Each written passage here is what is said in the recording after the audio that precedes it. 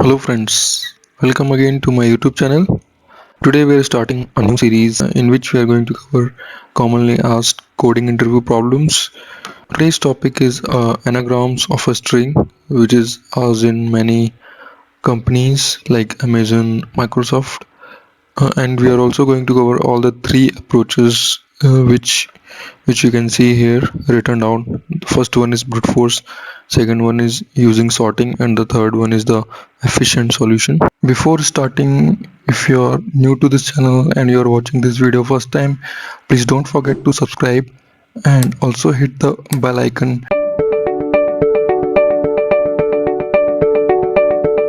An anagram is a word or phrase formed by rearranging the letters of a different word or phrase using all the original letters exactly once.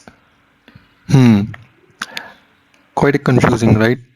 Let's first see the example. So you can see one word is given anagram and the other word is given nagaram. Okay, so if we rearrange anagram, or we can say any permutation of this word anagram, can it be rearranged and can we get something similar like nagaram? The other word is binary, which can be rearranged into brainy. Let's look into one more example, which is Adobe, and it can be rearranged into some abodi, right? So in all these three examples, we can see the length of both the strings. If you can see, this is a string 1 and this is a string 2. Both the string lengths are similar, right?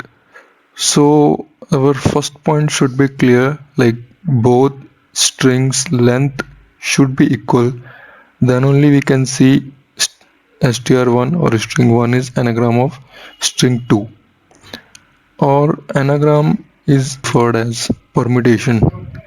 Actually it is not a permutation, because permutation is any rearrangement of that word, but anagram is something meaningful word. But in interview you can use it similar to permutation, right?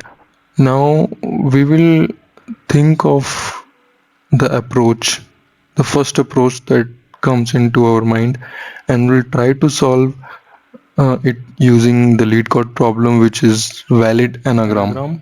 Problem number 242, lead code.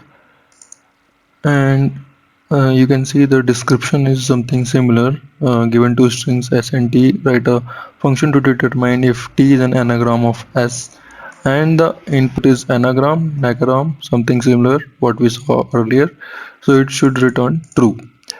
So let's try to jump to the solution part of it. We will define one boolean variable which is anagram. Initialize it to false first. Okay, now we're trying to iterate the first string, which is s. Now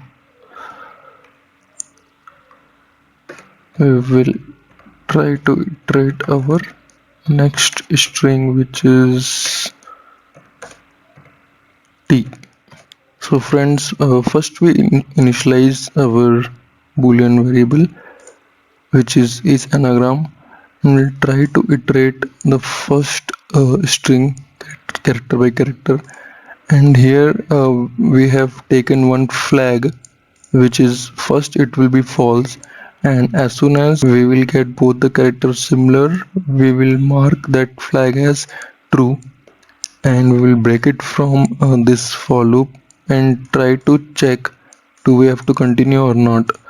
So if that is still false, like in this, if it is not flagged to true, so here we are checking that.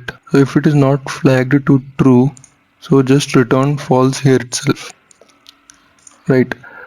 And here also we have to put one check which we were discussing.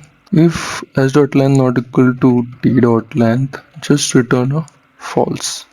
from here itself, right? But in this program there is one flaw. If you see, okay, now we'll see, here we'll see a, and is anagram, first it will be false, it will come inside, and we'll see a double equals to this one, this a, right? So is anagram is true, it will not come here, it will again continue, it will see this one a, and it will again get this first a, right? Because we don't have any check. If this a is already covered, don't check this. You can see here we are not checking that, right? So this will again pass, and this third a will again match the first a, and it will pass, right? So this for this test case our solution will fail, right? Because we don't have any check. If this a is already covered, just ignore it. Initially visited will be having all false, and as soon as it will come here we will say visited j to true, correct? And also here check, if it is false then only come here and make that as true, correct? Now try to run this code and see.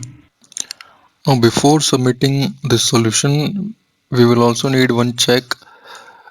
If both the strings are empty, our program should return true. So this check we were missing. Now I have added it or tried to submit. Now you can see here we are getting time limit exceeded status, and here this is the test case which is failing.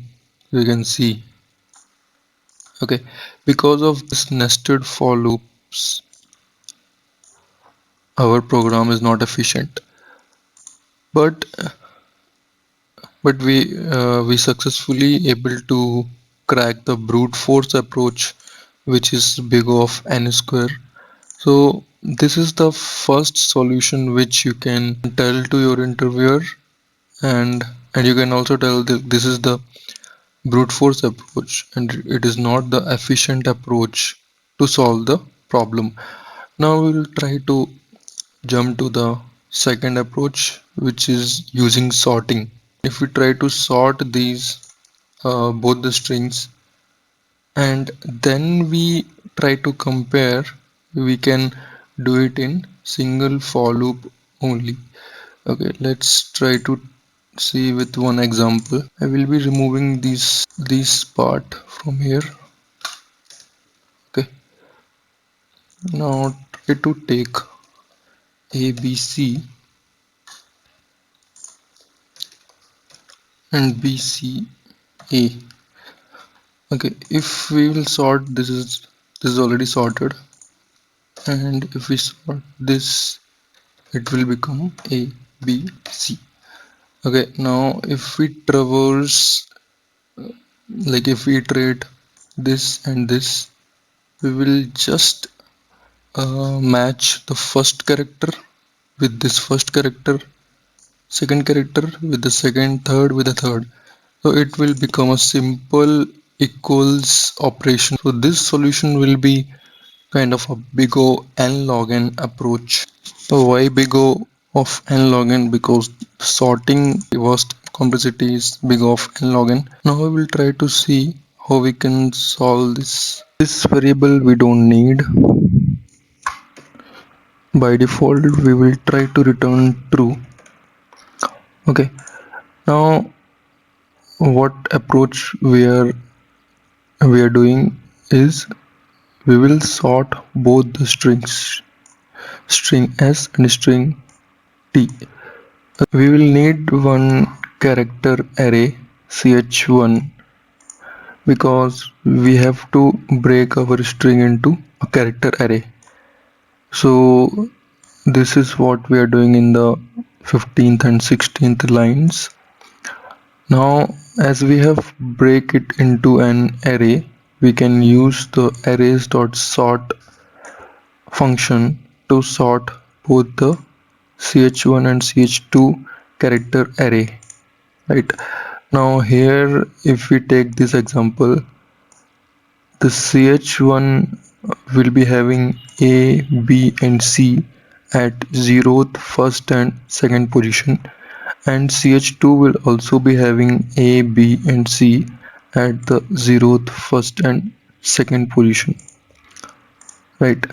And here what we are doing is iterating from I0 to ch1 dot length till I is less than ch1 dot length. If we encounter any of the character which is not like the 0th index of ch1 and the 0th index of ch2, then first index of ch1 and first index of ch2 likewise, and if any of it is not equal, just return false here itself. But if this condition will never met and we come at the last index of both the ch1 and ch2, so we are by default returning true. Right, now let's try to run this code, and this is a big O of n log n approach. So yes, you can see faster than 97.17% of Java Online submissions, and memory usage is quite big, which is less than 57.88%. But this is again not the very efficient approach. So we are going to see the hashing approach. Okay, but this is the second approach which you can tell to your interviewer, and this is the perfect working code. You can see it here. But also friends, in case of this for loop, we can avoid this for loop and just call arrays dot equals, and inside it we have to pass ch1 and ch2, and it is going to do the same thing which we were doing in this for loop. I have put this for the explanation part, but if you try with this will also give the correct answer. You can try it yourself. So let's jump to the third solution.